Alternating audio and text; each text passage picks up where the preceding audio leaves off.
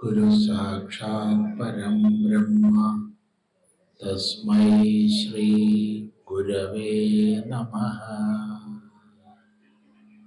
ഓം സദാശിവസമാരംഭാം ശങ്കരാചാര്യമധ്യമാം അസ്മദാചാര്യപര്യന്താം വന്ദേ ഗുരുപരമ്പരാം. കഴിഞ്ഞ പ്രാവശ്യം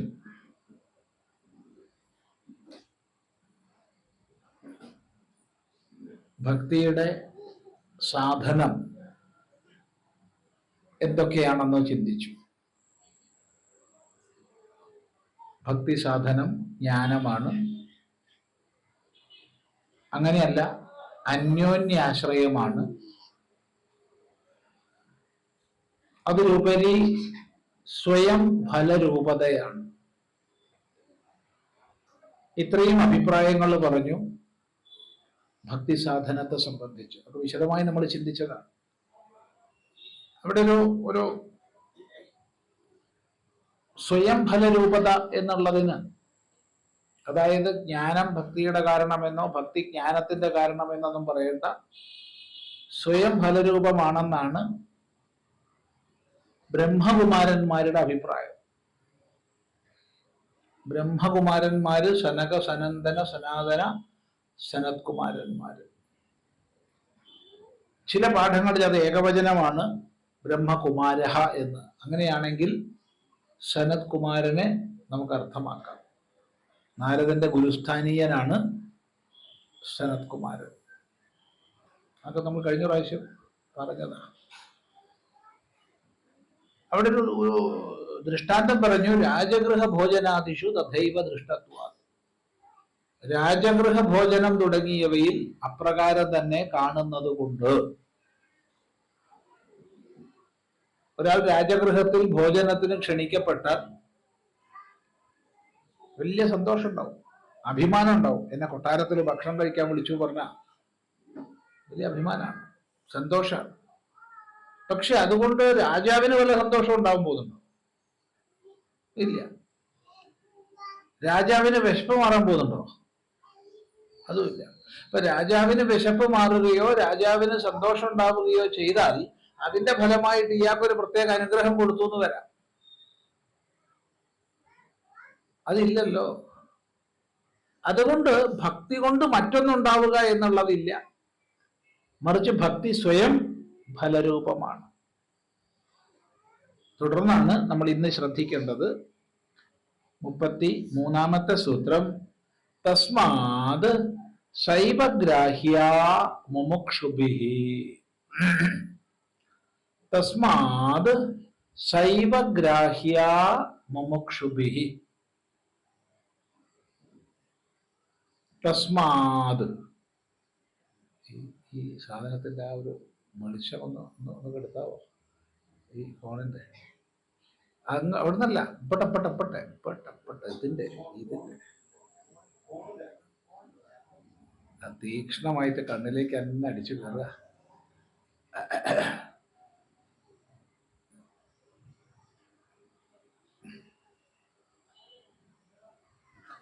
തസ്മാത് ശൈവഗ്രാഹ്യ മുമുക്ഷുഭിഃ. തസ്മാത്, അതുകൊണ്ട്, സ ഏവ, അവള് തന്നെ, ഗ്രാഹ്യ, ഗ്രഹിക്കപ്പെടേണ്ടവളാണ്. അവൾ തന്നെ ഗ്രഹിക്കപ്പെടേണ്ടവളാണ് എന്ന് വെച്ചാൽ അർത്ഥം, അവളെ നേടാൻ ശ്രമിക്കണം. ആരാൽ? മുമുക്ഷുഭിഃ, മുമുക്ഷുക്കളാൽ. നമ്മൾ ഓരോരുത്തരെ നേടാൻ വേണ്ടി എന്തൊക്കെ ശ്രമിക്കും അല്ലേ? പിന്നാലെ നടക്കും, അത് ചെയ്യും, ഇത് ചെയ്യും, ഒന്നും പറയണ്ട. എന്നിട്ട് നേടിയിട്ടോ പെട്ടുപോയെന്നും തോന്നും അല്ലെ? അങ്ങനെയൊക്കെ ഉണ്ടാവുക പൊതുവെ. ഇവിടെ ഉള്ളവരെ കുറിച്ച് അല്ലാട്ടോ പറഞ്ഞത്, പൊതുവെ ഉള്ളൊരു ലോക നിലവാരം പറയുക. കേട്ടപ്പോൾ കാണാൻ തോന്നി, കണ്ടപ്പോൾ കെട്ടാൻ തോന്നി, കെട്ടി നോക്കുമ്പോൾ കഷ്ടം, പെട്ടുപോയെന്നും തോന്നി. പക്ഷെ അവസാനത്തെ തോന്നൽ നല്ലതാണ്. തോന്നൽ ആണെല്ലാം എന്നതൊരാശ്വാസമായി തോന്നി. അത് തോന്നിയാൽ വിരോധമില്ല. അത് തോന്നിയിട്ടില്ലാച്ചാൽ ദുഃഖം. അവിടെ കുഞ്ഞുണ്ണി മാഷക്ക് ഒരു കുഴപ്പമില്ല. കാരണം തോന്നലാണ് എല്ലാം എന്ന ആശ്വാസമുണ്ട്. അതുണ്ടായ കുഴപ്പമില്ല. എല്ലാം മായാമയമാണ് എന്നറിഞ്ഞാൽ കുഴപ്പമൊന്നുമില്ല. ഇല്ലെങ്കിൽ പെട്ടത് തന്നെയാണ്. നമ്മൾ താൽക്കാലികങ്ങളായ എന്തിനൊക്കെ എന്തൊക്കെ പണിയെടുക്കാറുണ്ട്. രാത്രി ഉറക്കമൊക്കെ ഒഴിഞ്ഞ് ഏതെല്ലാം രീതിയിൽ ഓരോ പരീക്ഷയ്ക്ക് തയ്യാറാവുന്നത്. 10ാം ക്ലാസ് പരീക്ഷ ആയാലും 12ാം ക്ലാസ് പരീക്ഷ ആയാലും ഡിഗ്രി പരീക്ഷ ആയാലും ഒക്കെ വേണ്ട പറഞ്ഞില്ല, നിങ്ങൾ ചെയ്തോളൂ. തന്റെ ജീവിതത്തിന്റെ മഹാപരീക്ഷയുടെ വിജയത്തിന് വേണ്ടിയുള്ള സമ്പത്ത് ആർജിക്കാൻ അതിന്റെ 1000-ലൊന്ന് നമ്മൾ പരിശ്രമിക്കാറുണ്ടോ? സ്വയം ചിന്തിക്കേണ്ടതാണ്, വേറൊരാളുടെ പറഞ്ഞു കൊടുക്കേണ്ടതല്ല. ഈ മനുഷ്യ ജീവിതത്തിന്റെ പരമമായ സാഫല്യത്തിലേക്ക് ഉയരാൻ എന്താണോ നേടേണ്ടത്, ഏത് പരീക്ഷയ്ക്കാണോ തയ്യാറെടുക്കേണ്ടത്, അതിന് നമ്മൾ എത്രമാത്രം തയ്യാറെടുക്കുന്നുണ്ട്, പരിശ്രമിക്കുന്നുണ്ട്.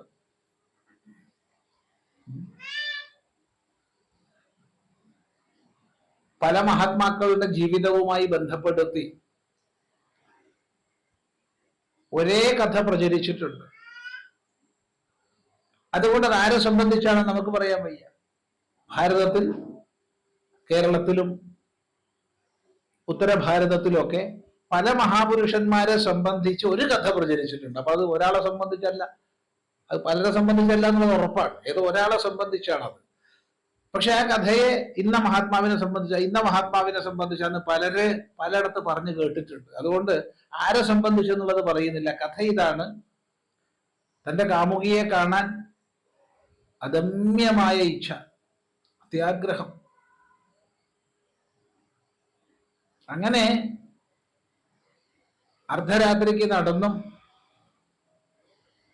ഓടിയും ഒക്കെ സഞ്ചരിച്ച് പെരും മഴ തുടങ്ങി. ആ മഴ മുഴുവൻ കൊണ്ട് നടക്കുകയാണ്. കാരണം കാമുകിയെ കാണണം, ഈ രാത്രി തന്നെ കാണണം. കൂലം കുത്തി ഒഴുകുന്ന പുഴ. കാരണം ഉത്തരഭാരതത്തിൽ നമുക്ക് പോയവർക്കറിയാം, പെരും മഴ പെയ്ത പെട്ടെന്നാണ് വെള്ളം കയറുക, അതുപോലെ തന്നെ ഇല്ലാണ്ട് പോകും. ആ കൂലം കുത്തി ഒഴുകുന്ന പുഴയിൽ ഇയാൾ ഒരു രക്ഷയില്ല. അപ്പോഴാണ് ഒരു തടിക്കഷ്ണം കിട്ടുന്നത്. ആ തടിക്കഷ്ണം ഒരുവിധം പിടിച്ച് അയാൾ നീന്തി മറുകരയ്ക്ക് എത്തി. അയാളുടെ വസ്ത്രം പോയി, എല്ലാം പോയി. മറുകരയിലെത്തി ഒരുവിധം ചാടി തന്റെ കാമുകിയുടെ ഗൃഹത്തിന്റെ മതില് ചാടി കടന്ന് പിൻവാതിലിന് മുട്ടി ശബ്ദമുണ്ടാക്കി. കാമുകി വന്നു, വാതില് തുറന്ന് മൂക്ക് പൊത്തിയിട്ട് അവള് പിന്മാറുകയാണ്. എന്താണ് നിങ്ങൾ ഇങ്ങനെ ഒരു ദുർഗന്ധമായിട്ട് വന്നത്? അപ്പൊ മരമെന്ന് താൻ വിചാരിച്ച് നീന്തിയത് ശവത്തെയാണ്. വെള്ളത്തിൽ പൊങ്ങിക്കിടക്കുന്ന ഒരു കെട്ടുനാറിയ ശവത്തെയാണ്. ഈ ജീവൻ പണയം വെച്ച് ഇതെല്ലാം സഹിച്ച് എന്നെ കാണാൻ നിങ്ങൾ വന്നല്ലോ. ഇതിന്റെ 1000-ലൊന്ന് നിങ്ങൾ ഈശ്വരനെ കാണാനാ പരിശ്രമിച്ചു വെച്ചാൽ എത്ര നന്നായിരുന്നു നിങ്ങളുടെ ജീവിതം. ഇത് തന്റെ പ്രിയ കാമുകിയുടെ വായിന്ന് കേട്ടപ്പോ അയാൾക്ക് കാമുകിയും വേണ്ട, ആരും വേണ്ട. അപ്പൊ തന്നെ വിരക്തനായി പോയി. സുദീർഘമായ തപസ് അനുഷ്ഠിച്ച് വലിയൊരു ജ്ഞാനസിദ്ധനായി അയാൾ മാറുകയാണ്. കഥ ഇതാണ്. കഥയായിരിക്കാം, മെനഞ്ഞെടുത്തതായിരിക്കാം, സത്യമായിരിക്കാം, അസത്യമായിരിക്കാം. പക്ഷേ അത് നൽകുന്ന സന്ദേശം പ്രസക്തമാണ്. നമ്മൾ താൽക്കാലികങ്ങളായ എന്തെല്ലാം പരിശ്രമിക്കുന്നുണ്ട്. പണത്തിനോ, ജോലിക്കോ, പരീക്ഷയിൽ പാസ്സാവാനോ, അതിനോ ഇതിനോ, ആണിനെ കിട്ടാനോ പെണ്ണിനെ കിട്ടാനോ, പലതിനുമായി. പക്ഷെ ജീവിതത്തെ കൃതാർത്ഥമാക്കുന്ന ഈ ശുദ്ധമായ, അനന്യമായ, പരമമായ ഭക്തി കിട്ടാൻ നമ്മൾ എന്ത് ചെയ്യാറുണ്ട്? ഒന്നും ചെയ്യുന്നില്ല എന്നൊന്നും പറയുന്നില്ല. ചോദ്യമാണ്, എന്ത് ചെയ്യാറുണ്ട്? അവിടെയാണ് ഈ സൂത്രത്തിന്റെ പ്രസക്തി വരുന്നത്. സാ ഏവ ഗ്രാഹ്യ, അവൾ തന്നെ ഗ്രഹിക്കപ്പെടേണ്ടതാണ്. ആരാൽ? മുമുക്ഷുഭിഹി, മുമുക്ഷുക്കളാൽ. മുമുക്ഷു എന്ന് പറഞ്ഞാൽ മോക്ഷം ഇച്ഛിക്കുന്നവർ. ഈ മനുഷ്യ ജീവിതത്തിൽ എല്ലാ പ്രകാരത്തിലുള്ള ബന്ധനങ്ങളിൽ നിന്നും മോചനം വേണം. ഈ ബന്ധവിമുക്തിയാണ് മനുഷ്യ ജീവിതത്തിന്റെ ലക്ഷ്യം എന്ന ദൃഢബോധത്തോടു കൂടി അതിനായി ജീവിതത്തെ ക്രമീകരിക്കുന്നവരാരോ അവരാണ് മുമുക്ഷുക്കള്. മുമുക്ഷുക്കള് എന്തിനു പരിശ്രമിക്കണം? ഭക്തിക്ക് തന്നെ പരിശ്രമിക്കണം. ശുദ്ധമായ ഭക്തി നമ്മളിൽ ഉണ്ടാവാൻ. നമ്മൾ ഇത്രയും നേരം സുദീർഘമായി ചിന്തിച്ചതിൽ ആവർത്തിച്ച് പറഞ്ഞിട്ടുണ്ട്, ജ്ഞാനം വേറെ ഭക്തി വേറെ എന്നുള്ളതില്ല. അമൃതസ്വരൂപാച്ച, അമൃതസ്വരൂപയാണ് ഭക്തി എന്ന് നേരത്തെ പറഞ്ഞിട്ടുണ്ട്. ജ്ഞാനലക്ഷണയാണ് ഭക്തി, അനന്യഭക്തി. ഈ അനന്യഭക്തി നേടാൻ വേണ്ടി മുമുക്ഷുക്കൾ പരിശ്രമിക്കേണ്ടതാണ്. അതിന് തങ്ങളുടെ ജീവിതത്തെ ക്രമീകരിക്കേണ്ടതാണ്. വേറൊന്നും വേണ്ട. എപ്പോഴും നിരീക്ഷിക്കുന്ന ഒരു കണ്ണുണ്ടായാൽ മതി. ജീവിത അനുഭവങ്ങളെ നമ്മൾ വിലയിരുത്തി അതിൽ നിന്ന് പാഠങ്ങൾ ഉൾക്കൊള്ളാൻ ശ്രമിച്ചാൽ മതി. വേറൊന്നും വേണ്ട. എത്ര നമുക്ക് ഏതെല്ലാം ശാസ്ത്രങ്ങളുടെ സഹായം സ്വീകരിക്കാൻ പറ്റുമോ ആ സഹായമൊക്കെ നമുക്ക് സ്വീകരിക്കാം. അത് ഫിസിക്സിന്റെ വഴിക്കാൻ അങ്ങനെ പോവാം, അതിനെ കെമിസ്ട്രിയുടെ വഴിക്കാൻ അങ്ങനെ പോവാം, ആസ്ട്രോണമിയുടെ വഴിക്കാൻ അങ്ങനെ പോവാം. ഇന്നതൊന്നും പറയുന്നില്ല.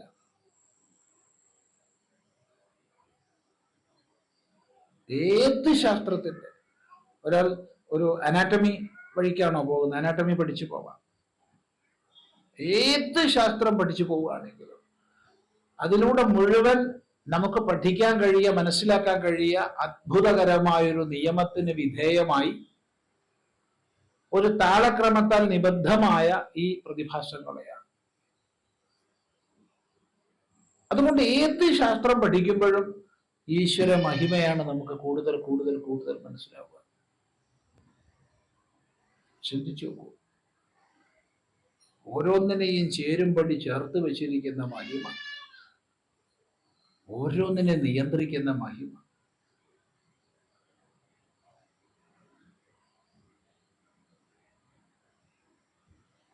തട്ടാതെ മുട്ടാതെ ഉടയാതെ ആയിരക്കണക്കിന് തേജോഗോളങ്ങൾ തലങ്ങും വിലങ്ങും കറങ്ങുന്ന ഈ പ്രപഞ്ച ഘടനയെ ഒന്ന് നോക്കൂ. എന്ത് വേഗതയിൽ! ആരാ ഇതൊക്കെ ക്രമീകരിച്ചു?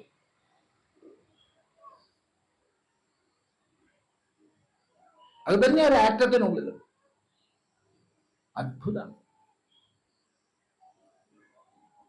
അതുകൊണ്ട് എന്താണ് ഭക്തി ഉണ്ടാവാൻ വേണ്ടത് എന്ന് ചോദിച്ചാൽ ഒന്ന് ചുറ്റുപാട് നിരീക്ഷിച്ചാൽ മതി, ശാസ്ത്ര സഹായത്തോടു കൂടി, യുക്തിപൂർവം.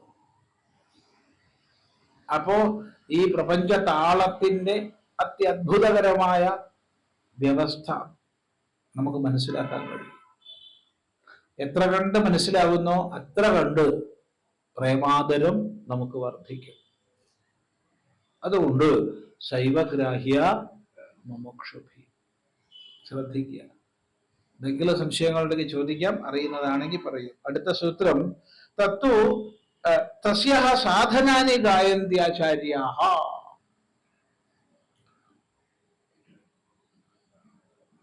അപ്പൊ ശൈവഗ്രാഹ്യ മുമുക്ഷുഭി പറഞ്ഞു. മുമുക്ഷുക്കള് അവളെ തന്നെ നേടാൻ പരിശ്രമിക്കണം എന്ന് പറഞ്ഞു. അപ്പൊ അവളെ കിട്ടണം, കിട്ടിയേ മതിയാവും. അപ്പൊ കിട്ടാൻ എന്താ വഴി?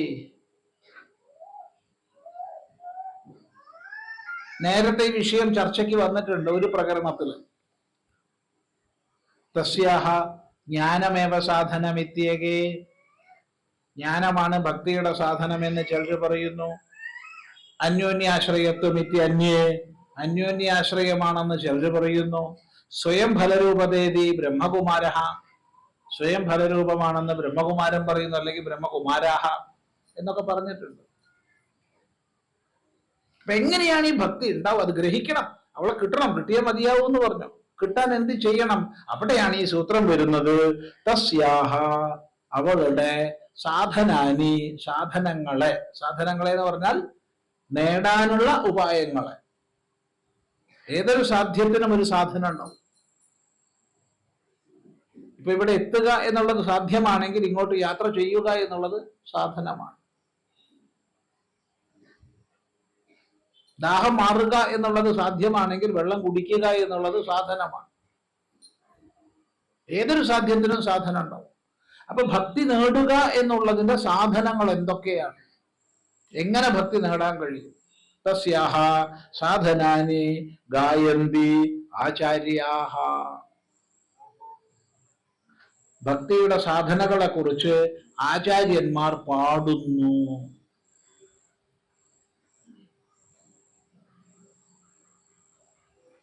ഇവിടെ വളരെ ശ്രദ്ധേയമായൊരു പരാമർശമാണ്. ആചാര്യന്മാർ ഉപദേശിക്കുന്നു എന്നല്ല പറഞ്ഞത്, ആചാര്യന്മാർ പറയുന്നു എന്നല്ല പറഞ്ഞത്, പാടുന്നു എന്നാ പറഞ്ഞത്.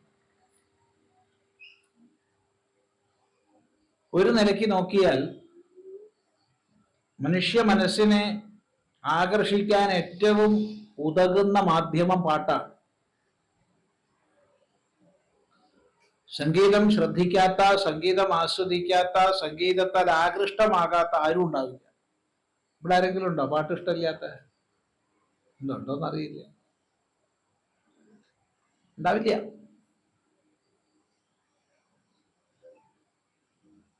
താളമയമാണ് പ്രപഞ്ചം. ഈ പ്രപഞ്ചം മുഴുവൻ സംഗീതം പ്രത്യേകിച്ച് കേൾക്കേണ്ട ആവശ്യമൊന്നുമില്ല. ഈ പ്രപഞ്ചത്തിന്റെ താളമാണ് സംഗീതം. അതിനെ വിനിയോഗിച്ചാണ് സാമവേദവും പിന്നീട് മറ്റ് ഗാനങ്ങളൊക്കെ ഉണ്ടാക്കിയത്. രാഗവും താളവും ആരും ഉണ്ടാക്കുന്നതല്ല. ആരെങ്കിലും ഉണ്ടാക്കുന്നതാണ് രാഗതാളങ്ങൾ എന്ന് ഒരിക്കലും കരുതരുതേ. ഉള്ളതായ രാഗത്തെ ക്രമീകരിക്കുന്നു, ഉള്ളതായ താളത്തെ ചിട്ടപ്പെടുത്തുന്നു, അത്രയേ ഉള്ളൂ, വേറെ ഒന്നുമില്ല. ശരിയല്ല? നമ്മളെ ഓരോ ദിവസവും എത്ര പ്രാവശ്യമാണ് നമ്മുടെ ഹൃദയം താളം പിടിക്കുന്നേ? ആ താളത്തിന്റെ അനുരണനം മുഴുവൻ ശരീരത്തിലും വ്യാപിച്ചിരിക്കുക. എവിടെ നോക്കിയാലും താളം മനസ്സിലാക്കാം. താളം ഞെക്കി ഇങ്ങനെ പിടിച്ചു നോക്കിയാ, ഓ താളം തെറ്റിയല്ലോ, ഏകദേശം പോക്കാട്ടോ എന്ന് പറയാൻ പറ്റും, അല്ലേ? അതെ. ഇനി ആ താളത്തിനനുസൃതമായിട്ട് രക്തം ഒഴുകുന്നതില് രാഗമുണ്ട്. നമ്മുടെ തലച്ചോറിലുള്ള ഓരോ സ്പന്ദനത്തിനും രാഗതാളങ്ങളുണ്ട്, ഓരോന്നിനും. അത് തന്നെ ബാഹ്യ പ്രപഞ്ചത്തിലും. കാറ്റ് വീശുന്നുണ്ടെങ്കിൽ അതിനൊരു രാഗമുണ്ട്, അതിനൊരു താളമുണ്ട്. വെള്ളം ഒഴുകുന്നുണ്ടെങ്കിൽ അതിനൊരു രാഗവും താളവും ഉണ്ട്. എല്ലാത്തിനും എല്ലാം രാഗതാള നിബദ്ധമാണ്. അത് തിരിച്ചറിഞ്ഞ് ഉണ്ടാക്കുമ്പോൾ അവൻ സംഗീതജ്ഞനാകും, അത്രയേ ഉള്ളൂ.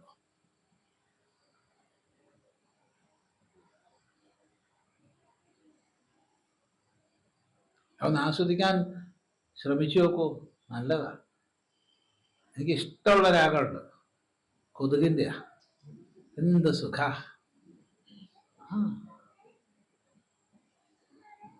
ചിലർ കളിയാക്കും, സ്വാമിക്ക് ഭ്രാന്തില്ല എന്ന് ആര് പറഞ്ഞു? ഉണ്ട്. ഭ്രാന്തില്ല എന്ന് പറഞ്ഞാലേ കുഴപ്പമുള്ളൂ. ഞാൻ ആസ്വദിക്കുന്നൊരു ഒന്നാണത്. കാരണം ലക്ഷക്കണക്കിന് ഓങ്കാരങ്ങളെ കംപ്രസ് ചെയ്തിട്ടാണ് അത് ഉണ്ടായിട്ടുള്ളത്. ലക്ഷക്കണക്കിന് ഓങ്കാരോച്ചാരണം ശരിക്കും കംപ്രസ് ചെയ്ത് കഴിഞ്ഞാൽ ഒരു കൊതുകിന്റെ സംഗീതം ഉണ്ടാവും. ഇഷ്ടപ്പെട്ട പാട്ടുകാരനാണ്.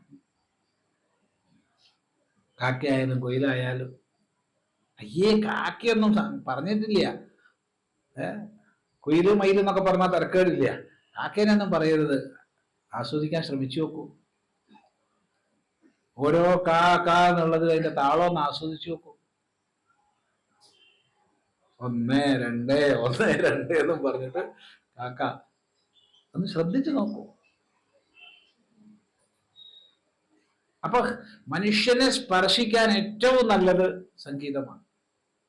കാരണം മനുഷ്യൻ താളനിബദ്ധമായ ഒരു വ്യക്തിത്വമാണ്. 2, നമ്മൾ എപ്പോഴാ പാട്ട് പാടുന്നേ? ആനന്ദം ഉണ്ടാകുമ്പോ പാട്ട് പാടും, ഇല്ല? സന്തോഷം ഉണ്ടാകുമ്പോൾ പാട്ട് പാടും. സത്യസാക്ഷാത്കാരത്തിന്റെ ആനന്ദത്തിൽ ആചാര്യനിൽ നിന്ന് സ്വാഭാവികമായി വരുന്നതായതുകൊണ്ടാണ് ഈ ഭഗവത്ഗീതയെ സംബന്ധിച്ച് ഒരു പ്രയോഗമുണ്ട് പുരാണത്തിൽ. വരാഹപുരാണത്തിലാണെന്നാണ് ഓർമ്മ. യാ സ്വയം പത്മനാഭസ്യ മുഖപത്മാതു വിനിസൃത. എന്താണ് ഗീതയുടെ പ്രാധാന്യം എന്ന് പറയുക? യാ സ്വയം പത്മനാഭസ്യ മുഖപത്മാതു വിനിസൃത. പത്മനാഭന്റെ മുഖപത്മത്തിൽ നിന്ന്, മുഖമാകുന്ന വായയാകുന്ന താമരയിൽ നിന്ന് അങ്ങോട്ട് പുറത്തേക്ക് ചാടിയതാണ്. ആലോചിച്ചുണ്ടാക്കിയിട്ട് ഉപദേശിച്ചൊന്നുമല്ല. ശ്രീകൃഷ്ണൻ ആലോചിച്ചുണ്ടാക്കി പേപ്പറൊക്കെ തയ്യാറാക്കി അർജുനന്റെ മുമ്പിൽ പ്രസന്റ് ചെയ്തതല്ല. പിന്നെയോ അതാണ് പുറത്തേക്ക് ചാടിയത്. ഇതാണ് സംഗീതത്തിന്റെ വിശേഷം. സംഗീതം സ്വാഭാവികമായിട്ട് വരുന്നതാണ്. സ്വാഭാവികമായി വന്ന സംഗീതയെ ഹൃദയത്തെ സ്പർശിച്ചിട്ടുള്ളൂ. അതേ സ്പർശിക്കൂ. അല്ലാണ്ട് തയ്യാറാക്കി ചിട്ടപ്പെടുത്തി ഉള്ള സംഗീതം ഇങ്ങനെയാണ് പോകും, മസ്തിഷ്കത്തിലൂടെ കടന്നു പോകും. ഹൃദയത്തിന് ഉള്ളുന്ന് വന്നാൽ ഒരു സംശയമില്ല, അത് ഹൃദയത്തിലേക്ക് പ്രവേശിക്കും. നൃത്തം അങ്ങനെ തന്നെയാട്ടോ, സംഗീതം മാത്രമല്ല.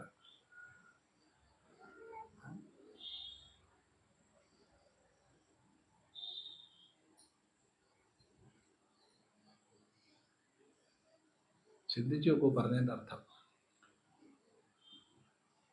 അപ്പൊ സ്വാഭാവികമായ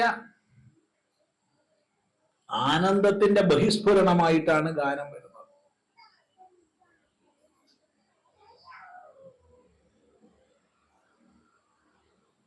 അന്യത്വം എപ്പോഴും ഗാനത്തെ തടയും കേട്ടോ. ഇതിന് പാട്ട് പാടാത്ത ആരെങ്കിലും ഉണ്ടോ? നേരത്തെ ചോദിച്ച പാട്ട് ഇഷ്ടമില്ലാത്തവരാണ്. ഈ കൂട്ടത്തിൽ പാട്ട് പാടാത്ത ആരെങ്കിലും ഉണ്ടോ? ഉണ്ടെങ്കിൽ പറയാ. ഉണ്ടാവില്ല. സ്വാമി ഞാൻ പാടാറില്ല. ഒന്ന് ആലോചിച്ച് നോക്കൂ. കുളിമുറിയിലേക്ക് കയറി വാതിലടച്ച് കുറ്റിയിട്ട് കഴിഞ്ഞ് ആരുമില്ല, എന്റേതായ സ്വതന്ത്ര ലോകമാണെന്ന് ഉറപ്പ് വന്നാൽ ഒരു പാട്ടെങ്കിലും മൂളാത്ത ആരെങ്കിലും ഉണ്ടോ? വേറൊരാള് കേൾക്കും എന്നുള്ള അന്യത്വ ചിന്ത വരുമ്പോ നമ്മളിങ്ങനെ ബ്ലോക്ക് ചെയ്യും, വേണ്ടാന്ന് നിൽക്കും. ആരും ഉണ്ടാവും തോന്നില്ല. കാരണം അന്യഭാവമില്ലാത്ത ആചാര്യന്മാർ അവര് ലോകത്തിനോട് പാടി കേൾപ്പിച്ചു. അതാണ് ഈ ഗീതകളൊക്കെ ഏറ്റവും പ്രാമാണികമായി ശേഷിക്കുന്നത്. അതുകൊണ്ടാണ് അത് സ്വാഭാവികമായിട്ട് വന്നതാണ്. ഗായന്തി ആചാര്യാഹ. ആചാര്യന്മാര് ആചരിപ്പിക്കുന്നവര്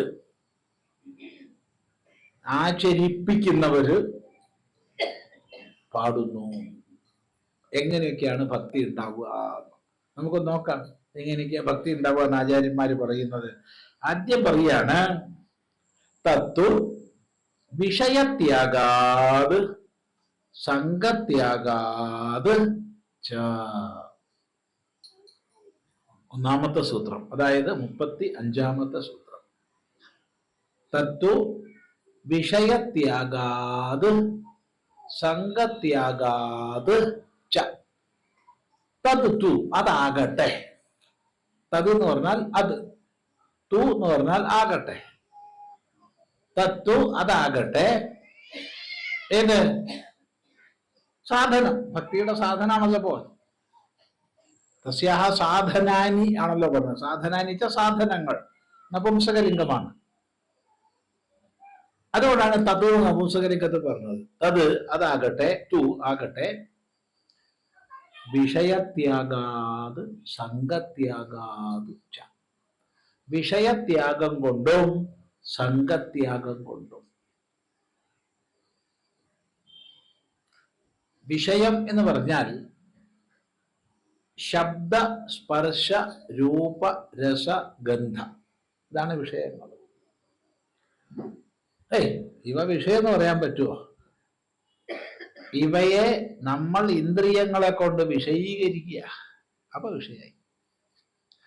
അല്ലെങ്കിൽ അവ വെറും ഭൂതഗുണങ്ങളാ.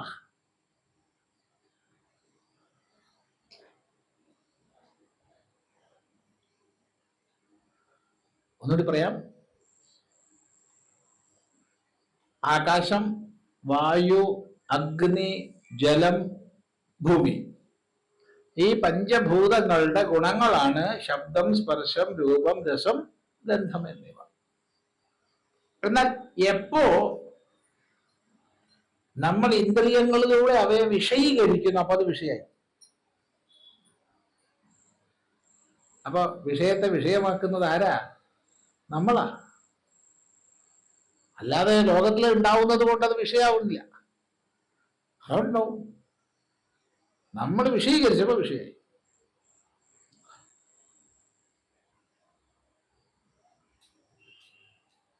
ഇന്ദ്രിയങ്ങൾ എന്തിനെ വിഷയീകരിക്കുന്നു? അതിന്റെ പിന്നാലെ മനസ്സോടും. ഇല്ല, ഉടനെ മനസ്സോടും. ഉടനെ അതിലെന്തായി? കൊള്ളാലോ, അല്ലെങ്കിൽ മോശാട്ടോ, നല്ലതാ, ചീത്തയാ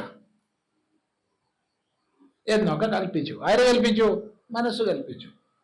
ഞാൻ ചോദിക്കട്ടെ, ചിലർ പറയാറുണ്ട് കണ്ണുകൊണ്ട് നല്ലത് കാണണം, ചെവി കൊണ്ട് നല്ലത് കേൾക്കണം ഒക്കെ. കണ്ണുകൊണ്ട് നല്ലത് കാണാൻ ആർക്കെങ്കിലും പറ്റുമോ? കണ്ണുകൊണ്ട് നല്ല രൂപം കാണാൻ കഴിയുന്ന ആരെങ്കിലും ഇവിടെ ഉണ്ടെങ്കിൽ പറയാം. പറ്റില്ല. കണ്ണുകൊണ്ട് രൂപമേ കാണാൻ പറ്റൂ.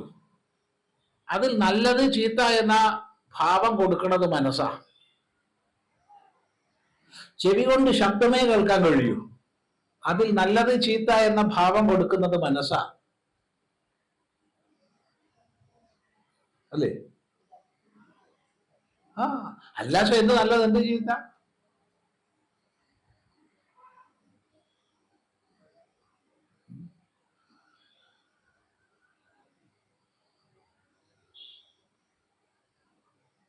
അത് നിമിഷ നേരം മതി.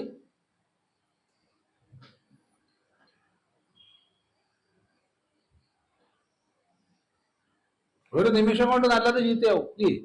അങ്ങനെയൊക്കെ ലോകത്തിൽ പതിവില്ലേ? ഇല്ല.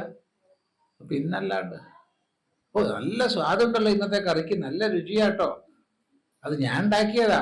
അതാ മഹാവൃത്തികേട്. ഞാൻ വിചാരിച്ചു മറ്റോളുണ്ടാക്കിയതാ. ഒരു സെക്കൻഡ് മതി നല്ലൊരു പറഞ്ഞു, അപ്പം മാറ്റി പറഞ്ഞു.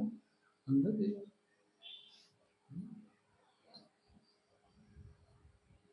നല്ലതാ, കുറച്ചും കൂടി മധുരട്ടോ, ഇളക്കിക്കൊള്ളു കേട്ടോ. അപ്പോഴേ ഡോക്ടർ പറഞ്ഞേ, 500ന് മുകളിൽ കടന്നോട്ടോ രക്തത്തില് പഞ്ചസാര. അയ്യോ വേണ്ട, മോശം, വളരെ വൃത്തികെട്ട വസ്തുവാണ് പഞ്ചസാര, വൈറ്റ് പോയിസൺ. എടാ അപ്പൊ 5 മിനിറ്റ് മുമ്പോ ഇത്രയുള്ളൂ.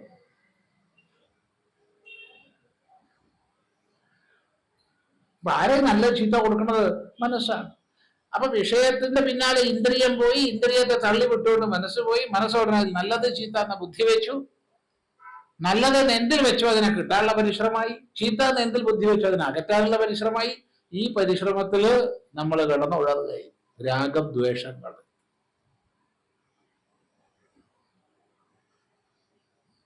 രാഗദ്വേഷങ്ങൾ ഉള്ളിൽ വരുന്നതോടുകൂടി നമ്മൾ അടിമയായി. രാഗദ്വേഷങ്ങൾ ഇല്ലാതെ ഏത് വിഷയത്തിന്റെ മധ്യത്തിൽ ജീവിച്ചോളൂ, ഒരു കുഴപ്പമില്ല. എന്തിനനുഭവിച്ചോളൂ, ഒരു കുഴപ്പമില്ല.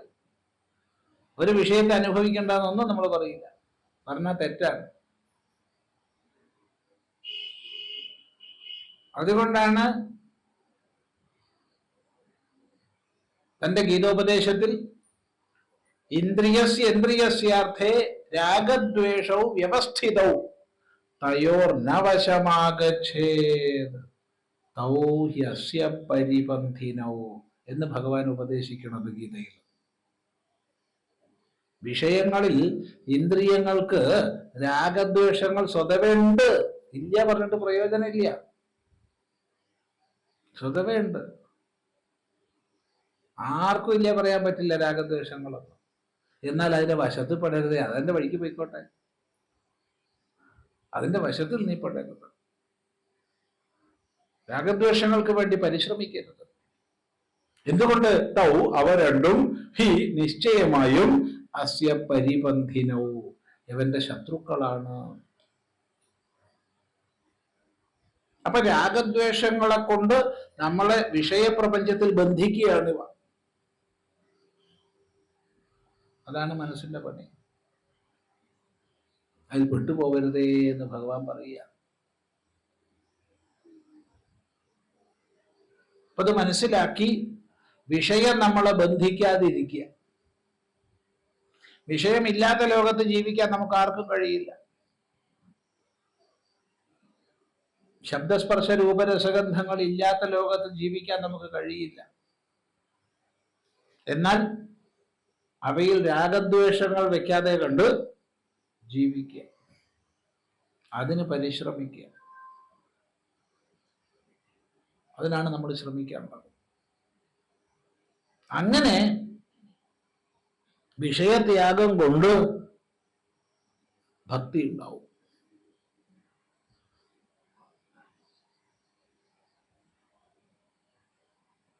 വിഷയത്യാഗം എന്ന് പറഞ്ഞാൽ ശരിക്കും മനസ്സിലാക്കണം. ഒരു വിഷയത്തെ ഒഴിവാക്കാൻ നമുക്ക് പറ്റില്ല.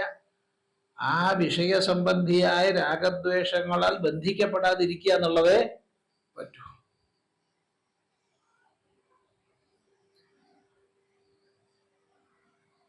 അല്ലാതെ നമ്മൾ എന്തിനെയെങ്കിലും അകറ്റാൻ ശ്രമിക്കുകയാണെങ്കിൽ അത് എപ്പോഴും നമ്മുടെ കൂടെ ഉണ്ടാവും.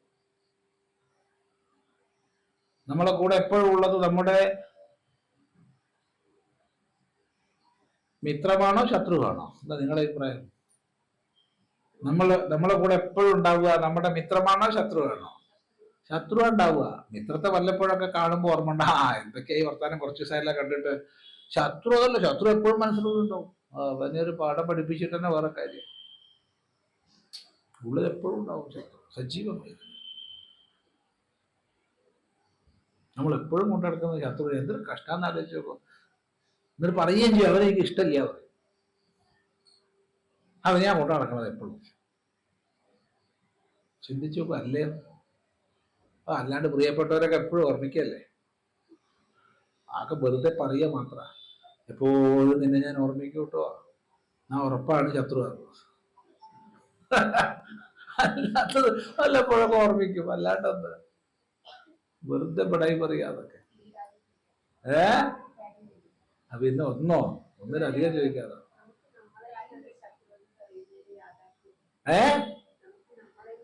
നമ്മളിനെ ശത്രു വേറെ ആത്മൈവ ഹ്യാത്മനോ ബന്ധു ആത്മൈവ ജീവൂരാത്മനോ. നമ്മുടെ ബന്ധു നമ്മൾ തന്നെയാ, നമ്മളെ ശത്രു നമ്മൾ തന്നെയാ. എപ്പോഴാണോ നിയന്ത്രിതമല്ലാത്ത മനസ്സോട് കൂടി നമ്മൾ ജീവിക്കുന്നത്, അപ്പോൾ നമുക്ക് ശത്രുവാണ്. എപ്പോ നമ്മൾ നമ്മുടെ ഇന്ദ്രിയങ്ങളെയും മനസ്സിനെയും ബുദ്ധിയെയും നിയന്ത്രിച്ച് ജീവിക്കുന്നുണ്ടോ, അപ്പൊ നമ്മൾ നമുക്ക് തന്നെ ബന്ധുവാണ്. അല്ലാണ്ട് പുറമേ ഒന്നും അല്ല ബന്ധു ശത്രു. നമ്മൾ സ്വയം നിയന്ത്രിക്കാതെ ഓരോന്ന് ചെയ്തു കൂട്ടി അവനെ ശത്രുവായി കണക്കാക്കും, അവളെ ശത്രുവായി കണക്കാക്കും. സത്യത്തിൽ ശത്രു നമ്മുടെ ഉള്ളിൽ തന്നെയാണ്, വേറെ ആരും അല്ല. ബന്ധു അങ്ങനെ തന്നെയാ, ബന്ധുവും വേറെ ആരും അല്ല. അതിരിക്കട്ടെ. അപ്പോ വിഷയങ്ങൾ ഇല്ലാത്തൊരു ലോകത്ത് ജീവിക്കുക എന്നുള്ളതല്ല വിഷയത്യാഗം. മറിച്ച് വിഷയങ്ങളുടെ രാഗദ്വേഷങ്ങൾ നമ്മളെ ബന്ധിക്കാതിരിക്കുക. അങ്ങനെ രാഗദ്വേഷരഹിതമായിട്ട് ജീവിക്കാൻ കഴിയും.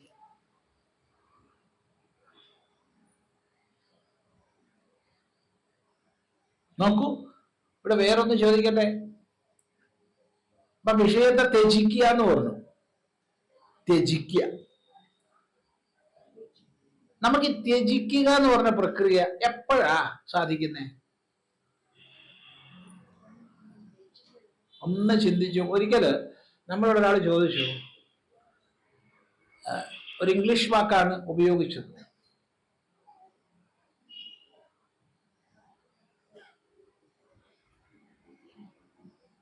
എങ്ങനെയാണ് എനിക്ക് ഡിറ്റാച്ച്മെന്റ് ഉണ്ടാവുക എന്നാണ് ചോദ്യം. ഇംഗ്ലീഷിലാണ് ചോദ്യം, അത് മലയാളത്തിലേക്ക് അനുവാദം ചെയ്ത് പറഞ്ഞതാണ് ഇവിടെ. പക്ഷെ ആ വാക്കിനെ മാത്രം മലയാളത്തിലേക്ക് അനുവാദം ചെയ്തിട്ടില്ല. ഡിറ്റാച്ച്മെന്റ്, ഒട്ടലില്ലായ്മ. ഇതെങ്ങനെ ഉണ്ടാവും? അപ്പൊ നമ്മളെ വായിൽ വന്ന മറുപടി ഇതാണ്: നല്ലോണം അറ്റാച്ച്ഡ് ആവുക. ഏതെങ്കിലും ഒന്നിനോട് നമ്മൾ ചേരുമ്പോഴാണ് മറ്റൊന്നിനെ നമ്മൾ ഉപേക്ഷിക്കാൻ ശക്തമാകുന്നത്. അല്ലേന്ന് ആലോചിച്ച് നോക്കിക്കോളൂ, ആലോചിച്ച് നോക്കുക. പണം കിട്ടാൻ വേണ്ടി എന്തും ചെയ്യുന്ന ആൾക്കാരുണ്ട്, ഇല്ല? എന്ത് പണം ഉപേക്ഷിച്ച് ആണിനെയോ പെണ്ണിനെയോ കിട്ടാൻ ശ്രമിക്കുന്ന ആൾക്കാരുണ്ട്. ലോകത്തിലുള്ളതാണ് ഇപ്പൊ അതൊക്കെ. ഈ രണ്ട് വിഭാഗം ആയിക്കോട്ടെ. ഒരാൾക്ക് വളരെ കഷ്ടപ്പെട്ട് 1 കോടി രൂപ കിട്ടി, ഒരു ബാഗിൽ വെച്ചിരിക്കുക. അപ്പോഴാ വെള്ളത്തിൽ വീണിട്ട് ശ്വാസം മുട്ടുന്നത്. ഇപ്പോഴോ കുറേയൊക്കെ പിടിക്കും, കുറച്ചൊക്കെ പിടിച്ചു സംരക്ഷിക്കാൻ. ഒരു രക്ഷയില്ല, ശ്വാസം മുട്ടുക. വെള്ളം കുടിക്കാണ്, മുകളിലൂടെ കയറുകയാണ്. ഈ കൈ ഇത് പിടിവിടുവോ? അല്ല, എന്താ ഉണ്ടാവുക? അയ്യോ 1 കോടി രൂപ ഉണ്ട് എന്നാണോ ഉണ്ടാവുക? അല്ല, ഒരു അല്പശ്വാസമോ? ഏതാണ് പ്രസക്തമാവുക? ഒരല്പശ്വാസം കിട്ടിയാൽ മതി, ബാക്കിയൊക്കെ പിന്നെ. അപ്പൊ നോക്കൂ, ആ പണം കിട്ടാൻ വേണ്ടി അവൻ അമ്മയെ കൊന്നു, അച്ഛനെ കൊന്നു, അവന്റെ ബന്ധുക്കളുമായിട്ട് കേസ് നടത്തി, തല്ലും പിടി ഉണ്ടാക്കി. ഇതൊക്കെ കഴിഞ്ഞിട്ട് അവൻ ആ പൈസ കിട്ടിയത്. അമ്മയെ കൊന്നു, അച്ഛനെ കൊന്നു എന്നൊക്കെ പറഞ്ഞാൽ മനസ്സിലായില്ല എന്താ അർത്ഥം. കൊല്ലാന്ന് പറഞ്ഞാൽ കത്തിയോണ്ട് കൊല്ലൊന്നും വേണ്ട. അച്ഛനെ അവമാനിച്ച അച്ഛനെ കൊന്നതിന് തുല്യാണ്, അമ്മയെ അവമാനിച്ച അമ്മേനെ കൊന്നതിന് തുല്യാണ്. സ്വന്തം അമ്മയ്ക്കെതിരായി കേസ് കൊടുക്കണു, സ്വന്തം അച്ഛനെതിരായി കേസ് കൊടുക്കണു. ഇങ്ങനെയൊക്കെ ആൾക്കാരുണ്ട്. അതൊക്കെ കൊല്ലലാ, അല്ലാണ്ട് വേറെന്താ?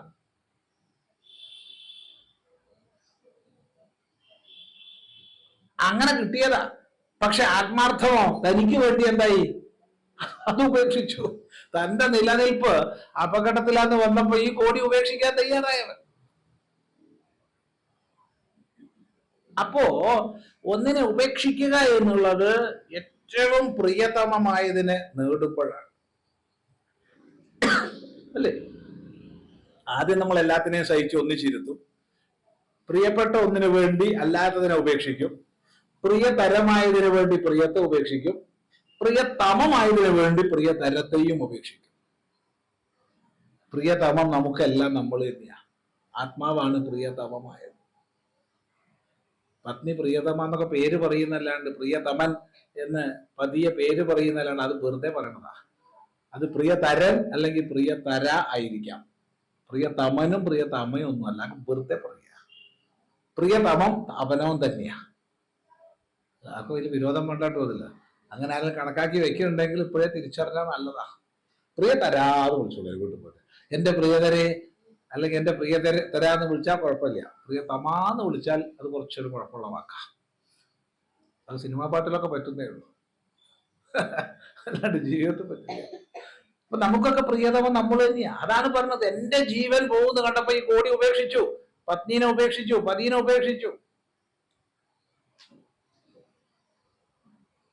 എന്റെ ജീവൻ കിട്ടാൻ വേണ്ടി ഞാൻ മറ്റയാളെ കൊല്ലാനും തയ്യാറാ. പുഴയിൽ മുങ്ങിക്കഴിഞ്ഞാൽ ഒരാൾ രക്ഷപ്പെടുത്താൻ വേണ്ടി അയാളെ പിടിച്ച് നമ്മൾ താഴ്ത്താനും തയ്യാറാ. അപ്പൊ ഒന്നും തോന്നില്ല. എങ്ങനെയെങ്കിലും എനിക്ക് പൊന്തി നിൽക്കണം, അയാളെ താത്തി ഞാൻ പൊന്തും.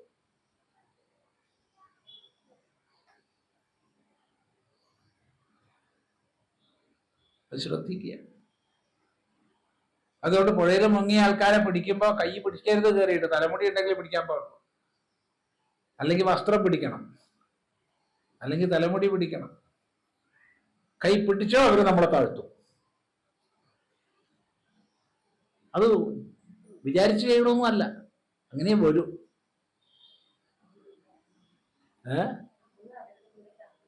ഒന്നുകിൽ രണ്ടും കൂടി താഴും, അല്ലെങ്കിൽ നമ്മൾ താഴും, അവര് പൊന്തും. അതെ.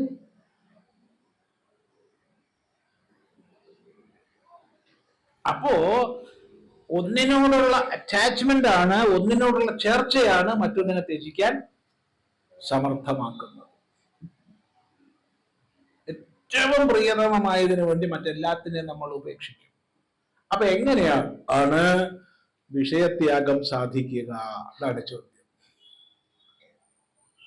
ആത്മാർത്ഥം, പരമാത്മാവിൽ അത്രയ്ക്ക് പ്രീതി പ്രേമം ഉണ്ടാകുമ്പോ അമ്മ കളിപ്പാട്ടം കൊടുത്തപ്പോ കുഞ്ഞ് കളിപ്പാട്ടം വെച്ച് കളിച്ചു. അമ്മ എന്തിനാ കുഞ്ഞിന് കളിപ്പാട്ടം കൊടുത്തേ? കുഞ്ഞിനോടുള്ള സ്നേഹം കൊണ്ടല്ല, പിന്നെന്തിനാ? തനിക്ക് പണി നടക്കണം. അപ്പൊ പണിയെടുക്കുമ്പോ ഈ കുഞ്ഞ് വന്നിങ്ങനെ ചുറ്റും വട്ടം കൂട്ടിക്കഴിഞ്ഞാൽ പണി നടക്കില്ല. അതുകൊണ്ട് കളിക്കാൻ കുറച്ച് കളിപ്പാട്ടം ഇട്ട് കൊടുത്തു. ചില അമ്മമാരിങ്ങനെ അതിമാരകമായ മൊബൈൽ ഫോണൊക്കെ കൊടുക്കാറുണ്ട് കുട്ടികൾക്ക്. അപകടമാണേ.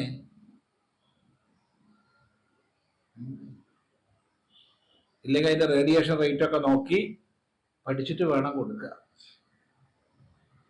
അതിമാരകമാണ്. നമ്മളെ കുട്ടികളുടെ തലസ്ഥാനം നഷ്ടപ്പെട്ടു പോകും. തമാശ പറയാന്ന് വിചാരിക്കരുത്, അത്ര വലിയ റേഡിയേഷനാണ്. ഇരിക്കട്ടെ, കുട്ടി അതെടുത്ത് കളിച്ചു. കുറച്ചു നേരം കഴിഞ്ഞ് അമ്മയെന്ന് വിളിച്ചു. അപ്പൊ അമ്മ പുതിയൊരു കളിപ്പാട്ടം ഇട്ട് കൊടുത്ത ഉടനെ അതെടുത്ത് കളിച്ചോളൂ. കുറച്ചും കൂടി കഴിഞ്ഞ് ഒന്നും കൂടി അമ്മയെന്ന് വിളിച്ചു. അപ്പൊ പുതിയൊരു കളിപ്പാട്ടം കൊടുത്താൽ അതിട്ട് കളിച്ചോളൂ. പിന്നെ അമ്മ വേണ്ട. പക്ഷെ കുറച്ചു നേരം കഴിഞ്ഞാൽ ഇനി ആ കുഞ്ഞിന് അമ്മ മാത്രം മതി. ഈ സമയത്ത് ഒരു കളിപ്പാട്ടം ഒന്ന് എടുത്തു കൊടുക്കട്ടെ, അതെടുത്ത് എറിയാൻ മേനെ ഇല്ല. കാരണം എനിക്കിനി അമ്മ മാത്രം മതി, ഇനി മറ്റൊരു കളിപ്പാട്ടവും വേണ്ട. അത് കുറെ നേരമൊക്കെ കളിപ്പാട്ടോട്ട് കളിപ്പിക്കാൻ സാധിക്കും നമുക്ക്, ആരെയും, ആണായാലും പെണ്ണായാലും ഒക്കെ പറ്റും. അത് കഴിഞ്ഞാൽ അത് അപ്രസക്തമായി. ഇനി അമ്മ മാത്രം. ഈ ഒരു സംഘം എന്നുള്ള വാക്ക് അവിടെ ശരിയല്ല. ഈ ഒരു പ്രീതിയാണ്, ഈ ഒരു അനന്യ പ്രേമമാണ് മറ്റെല്ലാത്തിനെയും ഉപേക്ഷിക്കാൻ ശക്തമാക്കുന്നത്. അപ്പൊ എങ്ങനെയാണ് വിഷയത്യാഗം എന്നുള്ളത് ചിന്തിക്കുക. ഈ വിഷയത്യാഗം കൊണ്ട് ശുദ്ധമായ ഭക്തി വരൂ.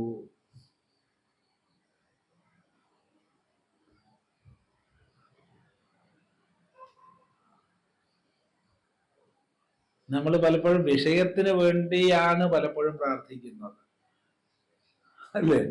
ഭഗവതിയെ എനിക്ക് അത് തരണേ, പരീക്ഷയിലൊന്ന് പാസ്സാക്കി തരണേ, ലോട്ടറി അടിപ്പിക്കണേ. അപ്പൊ വിഷയത്യാഗം അല്ലാതെ വിഷയത്തിന് വേണ്ടി നമ്മൾ ഭഗവതിനെ ഉപേക്ഷിക്കാൻ തയ്യാറാണ്. അത് ഭക്തിയല്ല. ഭക്തിയാണ്, ഭക്തിയല്ല, അത്രേ പറയാൻ നോക്കൂ.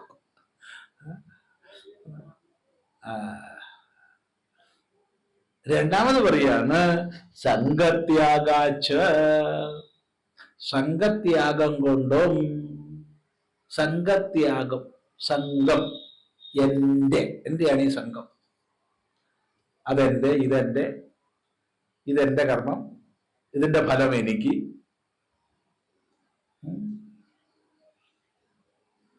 ഇങ്ങനെ പലതിൽ ഉള്ള ഒട്ടിച്ചേരലാണ് സംഘം.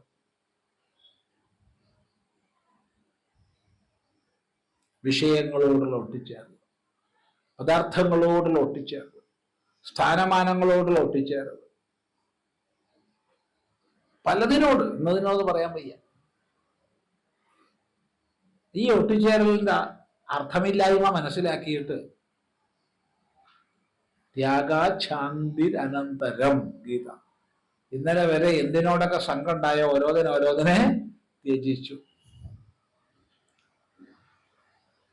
കർമ്മഫലസംഘം, അതിന്റെ അർത്ഥമില്ലായ്മ മനസ്സിലാക്കി. അങ്ങനെ സംഘത്യാഗം കൊണ്ടാണ് ഭക്തി ഉണ്ടാവുന്നത്. ഇത് രണ്ടും ഒന്നിച്ച് പഠിക്കേണ്ടതാണ്. കാരണം വിഷയത്യാഗം എന്ന് പറഞ്ഞാൽ സംഘത്യാഗ, സംഘത്യാഗം എന്ന് പറഞ്ഞാൽ വിഷയത്യാഗ, രണ്ടും പരസ്പരം ബന്ധപ്പെട്ടതാണ്. കാരണം ഒരിക്കലും ഒരു വിഷയമല്ല നമ്മളെ ബന്ധിക്കുന്നത്, വിഷയത്തിലുള്ള സംഘമാണ് നമ്മൾ ബന്ധിക്കുന്നത്. സംഘം രണ്ട് രീതിയിൽ വരും, രാഗം, ദ്വേഷം എന്നീ രണ്ട് രീതിയിൽ. ഒന്ന് വേണം എന്നുള്ള പോലെ തന്നെ വേണ്ട എന്നുള്ളത് നമ്മൾ ബന്ധിക്കുന്നതാണ്. അത് ശ്രദ്ധിക്കുക. എന്താ സന്തോഷം, ഞാൻ നിന്റെ ബന്ധുവാണ് ഇരുന്നോളൂ, ഞാൻ നിന്റെ ശത്രുവാണ് ഇരുന്നോളൂ, ഒരു വിരോധമില്ല, അവിടെ സംഘമില്ല.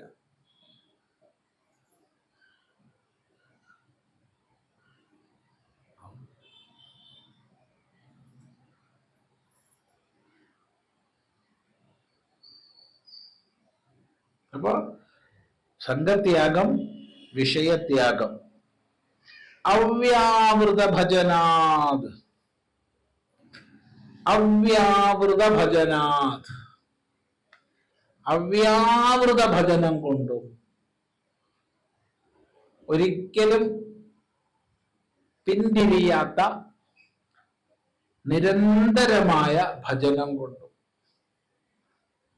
നമ്മുടെ ജീവിതം നിരന്തരമായ ഭജനമാകണം.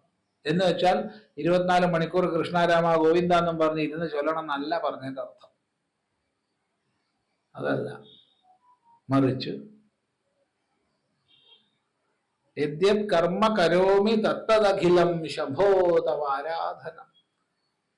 ശംഭോ, എന്തെന്ത് കർമ്മങ്ങൾ ഞാൻ ചെയ്യുന്നുണ്ടോ എല്ലാം നിന്റെ ആരാധനമാണ്.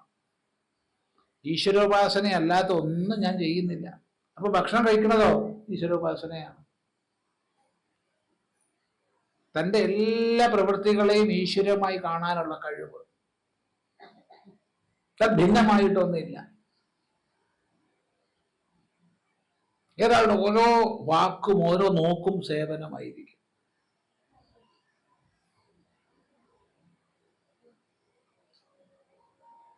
ചിന്തിക്കുക. ഓരോ വാക്കിലും ഓരോ പ്രവൃത്തിയിലും ഓരോ നോട്ടത്തിൽ പോലും ഈശ്വരീയമായ ഭാവമായിരിക്കും.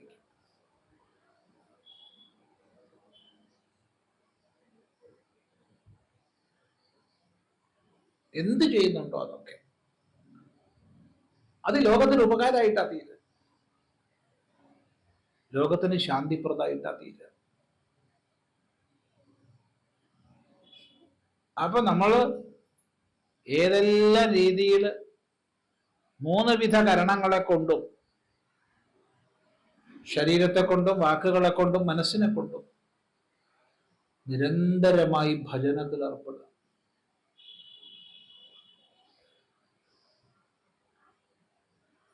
അപ്പോ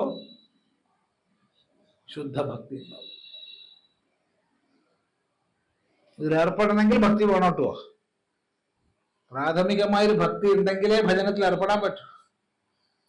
എന്നാൽ ഭജനത്തിലൂടെ ശുദ്ധഭക്തി ഉണ്ടാവും.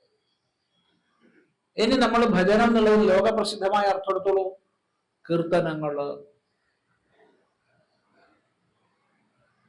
നിരന്തരം നമ്മള് ഭഗവത് കീർത്തനങ്ങൾ ചെയ്യുമ്പോൾ എങ്ങനെ, നേരത്തെ പറഞ്ഞു, പ്രപഞ്ച മഹിമ മനസ്സിലാക്കിയിട്ട്, ഈ പ്രപഞ്ചത്തിന്റെ ഘടനാ മഹിമ മനസ്സിലാക്കിയിട്ട്, എല്ലാത്തിനെയും ചേർത്ത് കോർത്തു നിർത്തുന്ന മഹിമയെ മനസ്സിലാക്കിയിട്ട് നമ്മൾ കീർത്തിക്കുകയാണെങ്കിൽ ഓരോ നിമിഷവും ശുദ്ധ ഭക്തിയുടെ സ്പന്ദനങ്ങൾ നമ്മളിൽ ഉണ്ടാവും. ആൾക്ക് പ്രത്യേകിച്ചൊരു ഭജന ചെയ്യേണ്ട ആവശ്യമില്ല. ചെയ്യുന്നതൊക്കെ ഭജനമായി മാറും. ശ്രദ്ധിക്കുക. ഏതായാലും സന്തോഷം. നേരത്തെ പറഞ്ഞു തുടങ്ങാൻ കുറച്ച്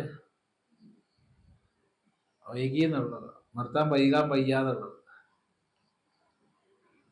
ഒരു 8 മണി കഴിഞ്ഞിട്ടുണ്ട്. തൽക്കാലം ഇന്ന് നമുക്ക് ഉപസംഹരിക്കാം.